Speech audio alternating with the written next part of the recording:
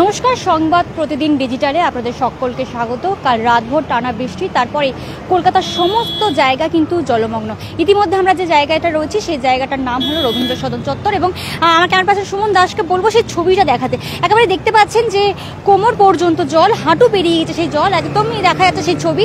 তার পাশাপাশি যখনই কোনো বড় গাড়ি কিন্তু যাচ্ছে, একেবারে ঢেউ আকৃতির যে জলের যে ছবি, সেই ছবিও কিন্তু ফুটে উঠছে। একেবারে সরাসরি সেই ছবি আপনাদেরকে দেখাবো। সকাল থেকে আপনাদেরকে বিভিন্ন জায়গার ছবি দেখিয়েছি যে চারিদিকে কিন্তু একেবারে বলা যেতে পারে যে জলমগ্ন যে পরিস্থিতি তৈরি হয়েছে। গতকাল রাতে 5 ঘন্টা টানা বৃষ্টির জেরে একেবারে কলকাতা সহ দক্ষিণবঙ্গ ও একাধিক জায়গা কিন্তু জলমগ্ন, আর সেই ছবি দেখাবো। এখন কিন্তু ঘড়ির কাঁটাতে 1:30টা পার হয়ে গিয়েছে, কিন্তু এই রবীন্দ্র সদন চত্বর প্রায় 2টো বাজতে চলেছে। এই রবীন্দ্র সদন চত্বর এখানে কিন্তু জলমগ্ন পরিস্থিতি। আর দেখাবো, একজন আসছেন, তিনি মাথার ওপর ট্রলি নিয়ে, হাতে জুতো করে। কোথা থেকে আসছেন? আমি আসছি 55 থেকে। কিভাবে এলেন? ওলাতে এসছি, ও তোমার পিজি ওখানে ছেড়ে দিল, এবার যাচ্ছে এরকম করে হেঁটে হেঁটে। দেখে যাবে এখানে পড়ে আছে। কতটা অসুবিধা হচ্ছে, এই যান চলাচল ব্যাহত হচ্ছে, মাথায় ট্রলি নিয়ে হাতে জুতো করে হাঁটছেন, হ্যাঁ, কোমর পর্যন্ত জল। কি বলবেন? বলার নেই, এ তো প্রাকৃতিক যে কি হতেই পারে, কোনো কিছু নেই, ন্যাচারাল ডিজাস্টার হতেই পারে। এরকম কখনো দেখেছেন? না না, ফার্স্ট টাইম। একদম। এর পাশাপাশি কিন্তু একাধিক কর্মীরা রয়েছেন, এবং আমাকে আমরা সুমন দাসকে বলবো সেই ছবিটা দেখাতে। এই যে রবীন্দ্র সদন, সেই রবীন্দ্র সদনের ফুটের পাশে যে একাধিক দোকান ছিল, সেই সমস্ত দোকান কিন্তু ভেঙে গিয়েছে। সেই ছবিটা একবার দেখাতে বলবো।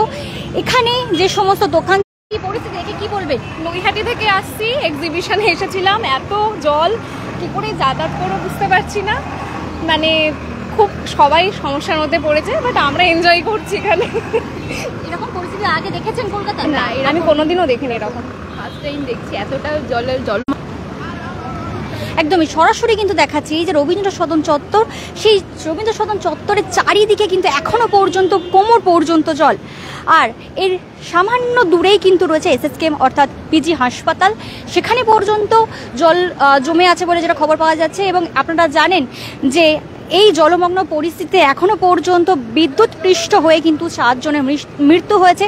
এবং আর যেটা কেএমসি সূত্রে জানা গিয়েছে, মেয়র ফিরহাদ হাকিম তিনি কিন্তু কেএমসিতে গিয়েছেন, তিনি কন্ট্রোল রুমে গিয়ে তিনি সমস্ত বিষয়টি নিজে দেখার চেষ্টা করছেন। এবং যে পরিস্থিতিতে এখন আমরা দাঁড়িয়ে রয়েছি, সেই ছবিটা কিন্তু আপনারা সরাসরি দেখতে পাচ্ছেন। একদমই নজিরবিহীন ঘটনা বলা যেতে পারে যে সময় যত এগোচ্ছে ততই কিন্তু জলের যে পরিস্থিতি তা কিন্তু কমার তুলনায় আরও বেড়ে যাচ্ছে। কারণ ক্ষণে ক্ষণে হালকা থেকে মাঝারি বৃষ্টিপাত হচ্ছে, কিন্তু জল নিকাশির যে সমস্ত নালা রয়েছে সেই সমস্ত নালায় কিন্তু এই রকম ধরনের একাধিক প্লাস্টিক রয়েছে, এবং যার ফলে সেই সমস্ত ড্রেন কিন্তু বন্ধ হয়ে গিয়েছে, সেটা এখানকার স্থানীয়রা বলছেন। এবং সেই ছবি কিন্তু আপনাদের দেখাচ্ছি যে একাধিক প্লাস্টিক থেকে শুরু করে গাছের পাতার জন্য সেই সমস্ত নালা বন্ধ হয়ে গিয়েছে, এবং এই জল কিন্তু সেখান থেকে, মানে এই রাস্তা থেকে কিন্তু সরছে না। আর কয়েকজন রয়েছেন, তাদের সাথে একটু কথা বলবো।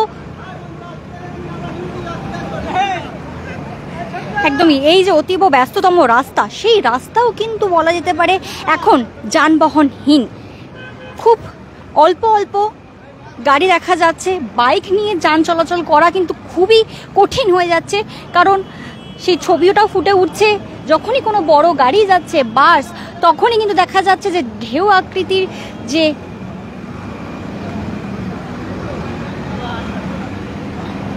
যে সমুদ্র আকৃতির ঢেউ, সেই ঢেউ আসছে। তার ফলে কিন্তু ছোট গাড়ি অর্থাৎ বাইক থেকে স্কুটি, তাদের পক্ষে কিন্তু এই জল টপকে যাওয়া খুবই অসুবিধা হচ্ছে। একদমই সরাসরি সেই ছবি আপনাদেরকে দেখাচ্ছে ক্যামেরা পার্সন সুমন দাস।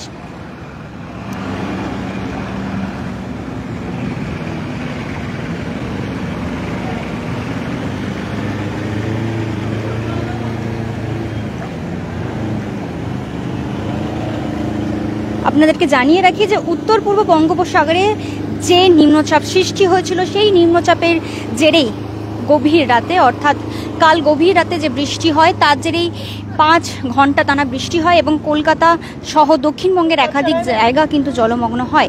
এবং কলকাতা সারা দিনের যে ছবি আপনাদের সকলের সামনে তুলে ধরার চেষ্টা করেছি, বিভিন্ন জায়গায় যেরকমভাবে জলমগ্ন, তবে কিছু জায়গায় এখনো পর্যন্ত জল জমে রয়েছে। তারই মধ্যে কিন্তু এই রবীন্দ্র সদন চত্বর, যেখানে কোমর পর্যন্ত, হাঁটু পর্যন্ত যে জল, সেই জলের ছবি আপনারা দেখতে পাচ্ছেন সরাসরি। এবং এটাও আবহাওয়া দপ্তর থেকে যেটা জানা যাচ্ছে, বৃহস্পতিবার অর্থাৎ 25 তারিখ পূর্ব মধ্য বঙ্গোপসাগরে আরও একটি নিম্নচাপের সৃষ্টি হওয়ার কথা রয়েছে। তার জেরে আবারও বৃষ্টিপাত হয় কিনা সেই নিয়েও কিন্তু আশঙ্কা প্রকাশ করছেন একাধিক মানুষ, এবং সরাসরি সেই ছবি দেখাচ্ছি।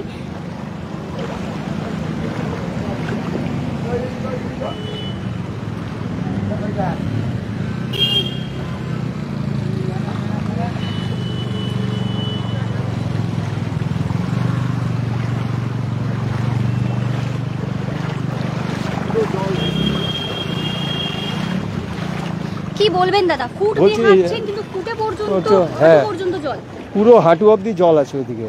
আর কি করবো, এরকম 7 বছর 8 বছর মধ্যে দেখিনি এরকম জল হয়েছে। আর সব পাবলিককে অসুবিধা, সেরেজ লাইনের অবস্থা খারাপ, ড্রেন না পরিষ্কার হলে এরকমই হবে। কোথা থেকে আসছেন? আমি পিজি দিয়ে আসছি। পিজি দিয়ে আসছেন? কিসের জন্য এসেছিলেন? পিজিতে হসপিটালে ডক্টর চোখে দেখাতে এসেছিলাম। কোথা থেকে পিজিতে এসেছিলেন? আমি দমদম। দমদম থেকে কিভাবে এলেন? আমি এসেছি দমদম, ট্রেনে তো পজিশন নেই, তারপর মেট্রো দিয়ে, metro late 10 minute 20 minute late, তারপর দমদম দিয়ে এসে ময়দান অব্দি এসেছে, তারপরে হেঁটে হেঁটে এসেছি। ট্রেন পরিষেবা তো এখন বন্ধ, মেট্রো তো এখন ভোগান্তি তো হচ্ছে। ময়দান দিয়ে স্টার্ট আছে দক্ষিণেশ্বর অব্দি শুনেছি। এখন যে বিপর্যয় আগে কখনো দেখেছিলেন? আমি 7-8 বছর মধ্যে দেখিনি এইরকম। এই বছরে এপ্রিল মাস দিয়ে কন্টিনিউ বৃষ্টি, রেগুলার বৃষ্টি, এরকম বৃষ্টি হয়নি। আমি দেখেছিলাম কত 15-20 বছর আগে দেখেছিলাম, যখন বড় ভাইয়া থাকতাম, গঙ্গায় জল সেন্ট্রাল অবনিতে চলে এসেছিল। এরকম জল অনেক হয়েছে। কালকে তো আমি তো শরীর খারাপ ছিল, ঘুমিয়ে গেছি টাইম রুমে, দেখলাম সকালবেলা উঠে আমার বাড়ি ফ্ল্যাটের নিচে নেই, জল কোনোদিন জল হয়নি 30 বছরের মধ্যে। Thank you. যে সমস্ত কর্মীরা হাসপাতাল এবং কাজের সূত্রে যারা বাইরে বেরিয়েছেন তাদের কিন্তু খুবই ভোগান্তিতে ভুগতে হচ্ছে। দেখতে পাচ্ছেন যে স্কুটি করে কিন্তু এই রাস্তা দিয়ে যাওয়া খুবই অসম্ভব। সেই ছবিটা সরাসরি আপনারা দেখতে পাচ্ছেন। সামনে একটা ছবি দেখাবো, যে ভ্যান নিয়ে আসতে পারছেন না, আর তার বাচ্চা ছেলেটি সে কিন্তু ভ্যানটিকে ঠেলছে। সেই ছবিটা দেখানোর চেষ্টা করবো আপনাদেরকে। এই যে রবীন্দ্র সদন চত্বর, সেখানে এত পরিমাণ জলমগ্ন হয়ে রয়েছে, বলা যেতে পারে একেবারে এই রবীন্দ্র সদন চত্বর কিন্তু জলে ভাসছে। আমরা ফুট দিয়ে হাঁটছি, কিন্তু সেই ফুটে পর্যন্ত, হাঁটু পর্যন্ত জল। তাহলে ভেবে দেখুন যে মেইন যে রাস্তা, সেই রাস্তায় কতটা পরিমাণে জল থই থই করছে। যে ছবিটা বারংবারই বলে আসছিলাম, যখনই কোনো বড় গাড়ি থেকে শুরু করে বাস যাচ্ছে, তখনই কিন্তু সমুদ্র আকৃতির ঢেউ তৈরি হচ্ছে, যার ফলে ছোট অর্থাৎ 2 চাকার গাড়ির বিপুল পরিমাণ সমস্যা তৈরি হচ্ছে। এই যে মেঘ ভাঙা বৃষ্টি, এই মেঘ ভাঙা বৃষ্টির জেরে কিন্তু টানা 5 ঘন্টায় সারা কলকাতা জুড়ে যে পরিমাণ বৃষ্টি হয়েছে, তার লিস্ট প্রকাশ করেছে কেএমসির তরফ থেকে, এবং সেই লিস্ট অনুযায়ী আপনাদেরকে একটু পড়ে শোনানোর চেষ্টা করব। গড়িয়াতে 332 মিলিমিটার সর্বোচ্চ বৃষ্টিপাত হয়েছে, এবং তারপর Jodhpur park 885 millimetre, Kalighat 880.2 millimetre, এবং তপসিয়াতে 275 মিলিমিটার, বালিগঞ্জে 264 মিলিমিটার, চেতলাতে 262, মেদিনীপুর মমিনপুরে 234, চিংড়িঘাটা 237। এছাড়াও একাধিক যে সমস্ত কলকাতার চারিদিকে যে সমস্ত জায়গা রয়েছে, সেখানে বিপুল পরিমাণ বৃষ্টি হয়। এবং একটু আগে আমরা দেখছিলাম যে রোদ উঠেছে, কিন্তু এখন দেখা যাচ্ছে আবারও হালকা থেকে ঝিরিঝিরি বৃষ্টি হচ্ছে এই সমস্ত জায়গায়। আমরা যাওয়ার চেষ্টা করছি যে এই রবীন্দ্র সদন চত্বর থেকে এক্সাইড মোড়ের দিকে সেখানে যান চলাচলের কতটা অসুবিধা হচ্ছে সেই ছবি দেখাবো। আর আমরা কিন্তু রবীন্দ্র সদনের একদম যে মূল গেট, 1 নম্বর গেট, সেই গেটের সামনে রয়েছি এবং আমার ক্যামেরা পার্সনকে বলবো ছবিটা দেখাতে, যে আমার হাঁটুর ওপরে পর্যন্ত জল চলে গিয়েছে। ভেবে দেখুন তাহলে ভিতরে কতটা জল। একদমই দেখা যাচ্ছে রবীন্দ্র সদন চত্বর, যেখানে সবসময় একটি ব্যস্ততম ঘিঞ্জি এলাকা, সেখানে কিন্তু একদমই এখন পুরোটাই ফাঁকা, কোনো লোক নেই, কোনো জনমানুষ শূন্য এই যে এলাকা। এবং দেখা যাচ্ছে যে যেরকম পরিমাণের জল থই থই করছে তা একেবারে নজিরবিহীন। কয়েকজনকে দেখাবো যে বাচ্চা কোলে নিয়ে তারা কিন্তু এই রাস্তা পেরিয়ে যাওয়ার চেষ্টা করছেন। এরকম পরিস্থিতি এর আগে কখনো দেখেছেন? একদমই না, স্বাধীনতার পরেও না, বা আমাদের জন্ম যখন হচ্ছে আমরা 9-এর দশকের কিড আর কি। তো এই যে পরিস্থিতিটা হয়েছে এটা শুধুমাত্র সরকারকে দোষ দিয়ে লাভ নেই, এর সঙ্গে প্রাকৃতিক বিপর্যয়, আমাদের গাছ কেটে ফেলা, আমাদের এসি লাগানো, এবং সবচেয়ে বড় কথা হচ্ছে আমাদের নিকাশি ব্যবস্থার দিকে আমরা একদমই নজর দিইনি। আর আমরা যখন নজর দিই না তখন আমরা বলি এক্স করেনি, ওয়াই করেনি, জেড করেনি, কিন্তু কে করতে পারে, কিভাবে করতে পারে, তার ইমপ্লিমেন্টেশন কিভাবে হবে সেটা আমরা কিছুতেই মনেও করি না, গোল টেবিল বৈঠকও করি না। যা কিছু বিপর্যয় হয় কলকাতাতে, তো কাশী বসলেন, হরিতকি বাগান লেন, আমরা তো উত্তর কলকাতায় থাকি, সমস্ত ভেসে গেছে। এবার দিদি ম্যাডাম আমি আপনাকে এটা বলছি যে এই যে বিপর্যয়টা হলো এরপরে কিন্তু 1 সপ্তাহ ধরে এই তুই তুলি মই তুলি চলবে, কিন্তু আমরা কখনো ভাববো না 2027-এ 30-এ আমাদের কি মাস্টার প্ল্যান হতে পারে। আর বছর পর বছর আমাদের এরকম মেট্রো চলবে না, মেট্রো সমস্যা হবে। আমি গোখলেতে আমি অ্যাপয়েন্টেড, আমি ময়দান থেকে গোখলেতে হেঁটে এসেছি, এখন আমি হেঁটে ফিরছি, মেট্রো চালু হয়নি। আমরাই জানি ভুক্তভোগী অবস্থাটা কি, যারা ঠান্ডা ঘরে বসে আছেন তারা জানেন না, তারা কেন এই নিকাশি ব্যবস্থা দেখবেন না, তারা কেন জলটা নামছে না এটা দেখবেন না। এইভাবে সবকিছু ঠান্ডা ঘরে বসে নীতি নির্ধারণ করা হয় না, একটা ইমপ্লিমেন্টেশন সভ্য সমাজে সভ্যভাবে থাকা যায় না, এক্সিস্ট করা যায় না। আমি কাউকে দোষ দিচ্ছি না, সাধারণ মানুষকে কিন্তু একটু সচেতন হওয়া উচিত বলে আমার মনে হয়। কারণ রাস্তায় আমরা যখন লাইভ করছি তখন দেখছি একাধিক জায়গায় কিন্তু প্লাস্টিক পড়ে রয়েছে। আমি আপনাকে থামিয়ে দিয়ে বলছি, আমার বাড়িতে যে বিস্কুটের প্যাকেট আসে, আমার বাড়িতে যে পোস্তর প্যাকেট আসে, আমার বাড়িতে যে দুধের প্যাকেট আসে, সেটা তো প্লাস্টিক। সরকার বললো প্লাস্টিক বন্ধ, আমি দোকানে গিয়ে বলছি যে 2টো বিস্কুট কিনলে যে আমাকে প্লাস্টিক দিন, তার দোষটা তো আমার। আমরা মাটির ভাঁড়ে চা খাবো না, আমরা চটের ব্যাগ ব্যবহার করবো না, অথচ আমরা পরিবেশ দিবস পালন করব, তাহলে আমরা তো ভাবের ঘরে চুরি করছি। এবং যেই এই ঘটনাটা ঘটবে আমরা তখন বলবো অমুকের দোষ তমুকের দোষ। যতক্ষণ না পর্যন্ত প্রোডাকশনটা বন্ধ না করা হচ্ছে এটা হবেই ম্যাডাম। প্রকৃতি আমাদেরকে মারছে এই কারণের জন্য, প্রকৃতিকে আমরা বিরক্ত করছি, প্রকৃতির সঙ্গে আচরণ যেটা করছি সেটা অমানবিক, এটা আমাদের লজ্জা, আমাদের দোষ, কাউকে দোষ দিই না। কেন গঙ্গার নাব্যতা কমছে না, কেন গঙ্গায় পলি পড়ছে, কেন খাল সংস্কার হচ্ছে না, তার কারণটা হচ্ছে কি আমাদের আচরণের সমস্যা আছে। আমাদের চেতনার দরকার যাতে আমরা মানবিক হতে পারি প্রকৃতির সঙ্গেও, এটুকু। এছাড়া এই মুহূর্তে কিচ্ছু বলা যাচ্ছে না। আমি পিজির ওখান দিয়ে এলাম, মানুষকে আরো সচেতন হওয়া উচিত, 100 বার সচেতন হতে হবে। ওই প্লাস্টিকের বোতলে জল খাবো, যে বোতলটা ফেলে দেবো, তার অপর ফলশ্রুতি হচ্ছে এটা, আজকে এটা কেউ বলবে, এটা আশ্বিন মাস, শরৎকাল, কেউ বলবে, আকাশ দেখে বলবে, এই জল দেখে বলবে, ভয়াবহ ভয়াবহ। আমি সকালে এসেছি, আমি এখন আবার ফিরছি, আমি এই পথ দিয়ে সকালে এসেছি, আজকে আমি আবার ফিরছি। আমি জানি না যে আমার বাড়ি ফেরতটা কতটা নিশ্চিত। আমি তো অনিশ্চয়তার সঙ্গে এসেছি, আমি অনিশ্চয়তার সঙ্গে ফিরে যাচ্ছি।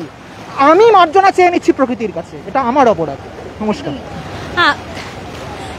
সাধারণ মানুষের মতামত যেমন শুনলাম, ঠিক তেমনই কিন্তু মেয়র ফিকরাত হাকিম তিনি কিন্তু আজকে যখন কন্ট্রোল রুমে ছিলেন সেখান থেকে তিনি বলেছেন যে সাধারণ মানুষ যারা আজকে কর্মক্ষেত্রে এবং বিভিন্ন এমার্জেন্সিতে যারা আজকে রাস্তায় বেরোচ্ছেন তাদেরকে সচেতন করছেন, তাদেরকে সাবধানতা বজায় রাখার চেষ্টা করার কথা বলছেন। কারণ আমরা যে খবরটা পেয়েছি এখনো পর্যন্ত কিন্তু 7 জন বিদ্যুৎস্পৃষ্ট হয়ে মারা গিয়েছেন। তার ফলে এখনো পর্যন্ত কিন্তু কলকাতার বিভিন্ন চত্বরে যেরকমভাবে জল জমে রয়েছে, তার ফলে যেরকমভাবে সমস্যার বা ভোগান্তিতে ভুগতে হচ্ছে সাধারণ মানুষকে, সেক্ষেত্রে নজর দিয়ে তিনি এই কথাটি বলেছেন। এবং প্রাকৃতিক দুর্যোগ, যেই যে মেঘ ভাঙা বৃষ্টি, তা তিনি নিজের মুখেও বলেছেন যে এরকম তিনি ছোটবেলা থেকে কখনো দেখেননি। আর একদমই আমরা চলে এসেছি এক্সাইড মোড়ে, এখানে কিন্তু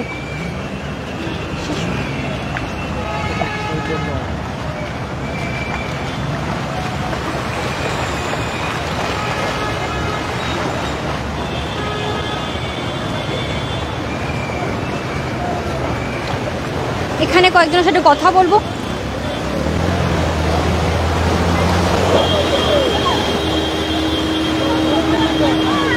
কতটা ভোগান্তিতে ভুগতে হচ্ছে? ভোগান্তি বলতে ভোগান্তি তো আছেই, মানে ওয়ান ওয়ে করে দিয়েছে, এখন এসেছি কোনো রকম, এখন আর যেতে পারছি না। পুরোটাই হেঁটে হেঁটে এলাম। পুরো এতটা অবধি জল, দেখুন আমার জিন্সের এতটা অবধি জল। কি কিছু পাচ্ছেন? গাড়ি ট্রান্সপোর্ট কিছু পাচ্ছি না। এই পুরো এগুলো তো যাবো কিভাবে, মানে যাওয়ার রাস্তা ওঠারই লোক। কি মনে হচ্ছে এই যে জল জমা বিপুল পরিমাণে, সেটা কি কমবে, নামবে? আজকের মতো তো নামবে বলে মনে হয় না, বিগত দুদিন তো থাকবেই, মানে কোনোভাবেই নামবে না। এটা আমি কাউকেই দোষ দিচ্ছি না, এটা প্রাকৃতিক দুর্যোগ হয়েছে, প্লাস হাই টাইড ছিল কালকে, ওই জন্য আরও টাইডাল বোর্ড যেটা হয় পুরো জলটা আরও ঢুকছে, মানে জল ইনক্রিজ করছে, ডিক্রিজের কোনো মানে ইয়ে নেই। দুদিন এখনো অবধি থাকবে, ওয়াটার লগিং কমবে না কোনোভাবে। একদম সরাসরি কিন্তু আপনাদেরকে দেখালাম এই যে রবীন্দ্র সদন চত্বরের চারিদিকে যে জায়গা, সেখানে কিন্তু একেবারে জলমগ্ন পরিস্থিতি, আর হাঁটু সমান জল। ফুটপাতের ওপর দাঁড়িয়ে যেখানে হাঁটু সমান জল, সেখানে নিচে দাঁড়িয়ে কতটা জলমগ্ন পরিস্থিতি সেটা আপনারা বুঝতে পারছেন। সরাসরি কিন্তু আপনাদেরকে দেখালাম সেই ছবি, এবং সকলের মনে কিন্তু একটা প্রশ্ন যে এই যে জল জমা তা কি আজকের মধ্যে নামবে?